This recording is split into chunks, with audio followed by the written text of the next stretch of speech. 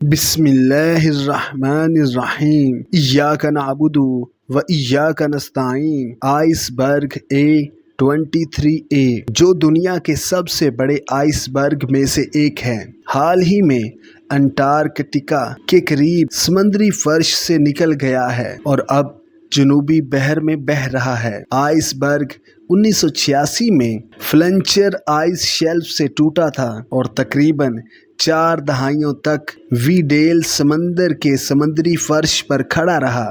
اس کا ٹوٹنا 2020 کی دہائی کے اوائل میں شروع ہوا، ممکنہ طور پر پانی کی لکیر کے نیچے سے پگھلنے کی وجہ سے۔ یہ آئس برگ تقریباً 40 میل تک پھیلا ہوا ہے اور تقریباً 1312 فٹ موٹا ہے۔ یہ بحیرہ ویڈیل میں آزادانہ طور پر بہنے لگا اور آہستہ آہستہ اپنا راستہ شمال کی طرف کرتا رہا۔ نومبر 2023 تک یہ انٹارکٹک جزیرہ نما کے شمالی سرے سے گزر چکا تھا۔ اس نے شمالی کرنٹ کو پکڑنے سے پہلے گھومنے کا مظاہرہ کیا۔ یہ فی الحال انٹارکٹک جزیرہ نما اور جنوبی جارجیا جزیرے کے درمیان وسط میں واقع ہے اور گرم پانیوں کی طرف بڑھ رہا ہے، جہاں اس کے پگھلنے کی امید ہے۔ آئس برگ کے سفر کو سیٹلائٹ کے ذریعے قریب سے مانیٹر کیا جاتا ہے اور